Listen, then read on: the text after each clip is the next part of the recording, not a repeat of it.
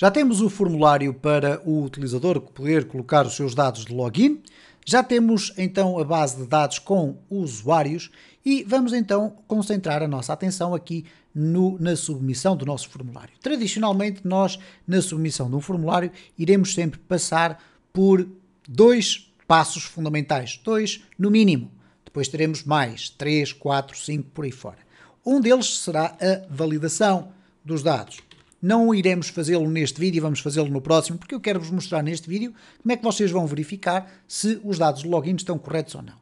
Portanto, aqui vamos verificar dados de login. E no final nós podemos criar a sessão se login ok. Porque se login não for ok, o sistema vai ter que dizer, por exemplo, que aconteceu um erro, não existe aquele utilizador ou login inválido. Então, na validação, nós vamos deixá-lo para o vídeo seguinte. Vamos fazer aqui a verificação dos dados. Porquê? Porque nós facilmente agora já temos a possibilidade de ir buscar o usuário como sendo igual a neste caso, o request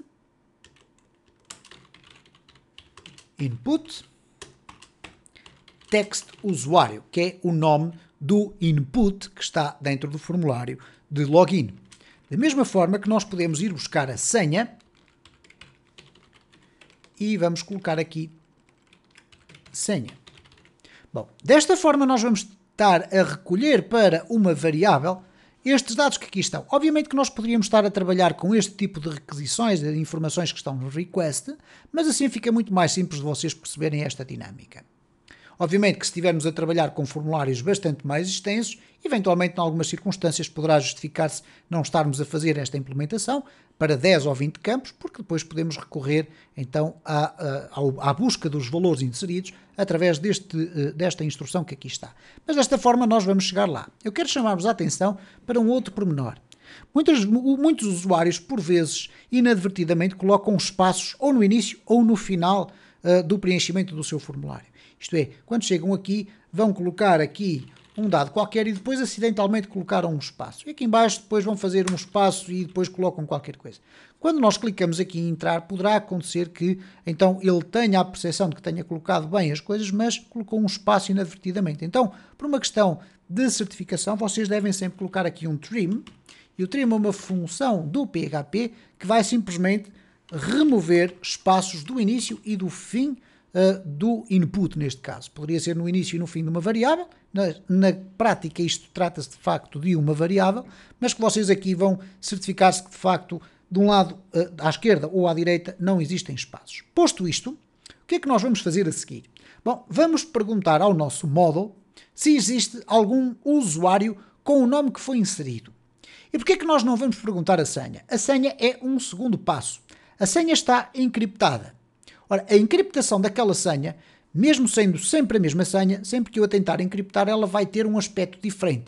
Então nós não podemos perguntar se a senha que foi inserida de forma encriptada é igual à encriptação que aqui está, porque vai dar valores diferentes, apesar da senha ser a mesma. Então nós vamos ver aqui na prática o que é que nós devemos fazer. Eu vou colocar aqui o usuário, vai ser igual a usuário, e atenção que estou a usar o usuário desta forma, porque eu tenho aqui importado o model, ok? Tenho aqui também a minha hash, e eu vou necessitar dela, ok? Caso não a tivesse, eu vou aqui removê-la e vocês vão ver como é que eu vou adicioná-la. Eu vou necessitar da hash, ou do sistema da hash, para fazer um check. Isto é para verificar, perguntar ao sistema se de facto as passwords correspondem. Então, neste caso, eu vou fazer aqui um where. Eu quero procurar dentro da minha base de dados no usuário, onde o usuário seja igual a usuário, ok? Àquele que eu ali tenho. E, obviamente, que eu vou esperar que só exista um. Portanto, eu vou buscar o first. O que é que vai acontecer aqui? Bom, podem acontecer duas situações. Ao pesquisar o usuário na base de dados, ele pode encontrar um usuário ou não encontrar nenhum. Então, o que é que eu posso fazer para verificar se foi encontrado algum usuário? Eu vou fazer aqui um if usuário, simplesmente assim, eu vou colocar echo ok, caso contrário, else. Ops, vamos colocar aqui assim, desta forma, echo not ok. eu gosto de expressar gosto de usar a expressão, perdão, not ok ou ok. Então, reparem o que é que vai acontecer. Se eu agora fizer esta pesquisa assim, ok, ele diz-me que tem que ser um endereço de e-mail, vamos colocar aqui teste@teste.pt, vamos clicar em entrar e reparem, ele não conseguiu encontrar nenhum utilizador com aquele nome do usuário. Então, vamos colocar aqui user@gmail.com. Este existe. Vamos colocar uma senha qualquer, porque ainda não estamos a tratar da senha. Vamos clicar em entrar e ele vai me dizer OK. Então, com esta forma que eu aqui tenho, eu consigo rapidamente perceber se tenho ou não tenho um usuário pronto para poder avançar. Bom, eu gosto mais de fazer isto desta forma. Eu vou perguntar se não tenho o usuário. E se eu não tiver o usuário, eu vou dar aqui um erro, echo, erro, e já não preciso do else para nada. Porquê? Porque eu posso colocar logo a seguir um return aqui. Normalmente será uma view, isto é, vou apresentar uma view com um erro e, por conseguinte, já não avança aqui para o próximo passo. Ora, qual será o próximo passo? Eu aqui vou colocar um comentário a dizer, verifica se existe o usuário. Bom, eu quando chegar aqui, eu tenho a certeza absoluta que tenho um usuário.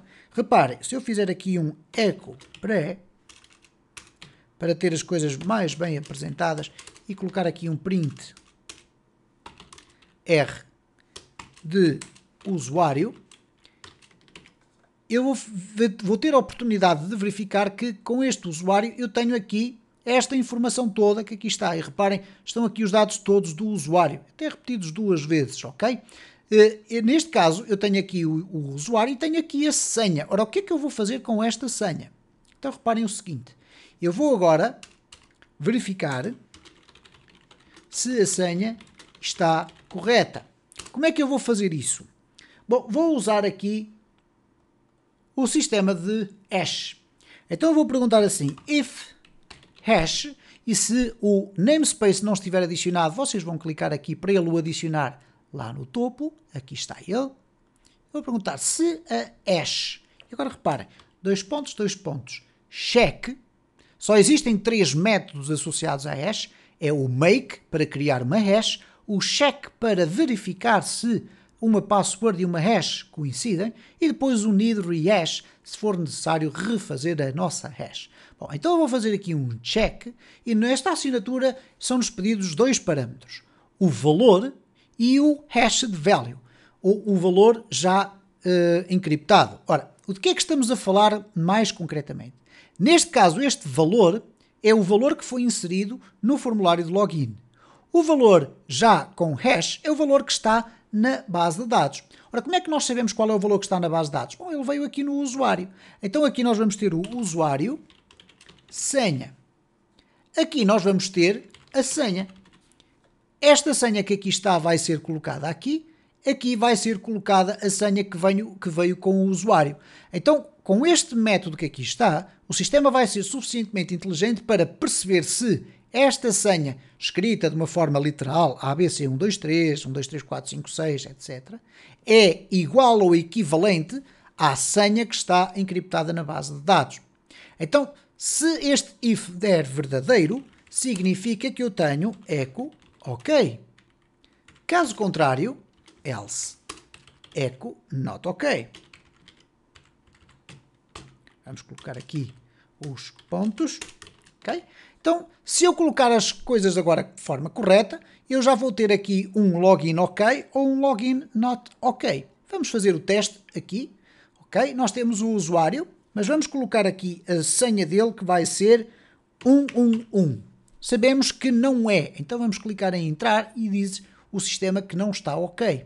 Se eu voltar atrás e colocar o usuário 1 e colocar a senha ABC123, o que é que acontece? A senha está teoricamente correta para o user@gmail, mas o user 1 não existe. Então, quando eu for entrar, ele vai dizer erro, ok? E este erro vem desta mensagem que aqui está, e não desta, porque ele não encontrou nenhum usuário com aquela indicação.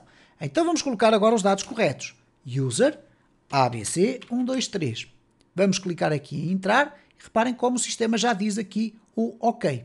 Se nós quisermos misturar as duas coisas, Isto porque nós criámos dois users, temos um admin com AAABBB, então se eu tentar usar, obviamente, o user@gmail e colocar aqui AAABBB, que é a password não deste user, mas do administrador ou do admin, este que aqui está, obviamente que eu também não vou conseguir entrar, portanto tenho um not OK.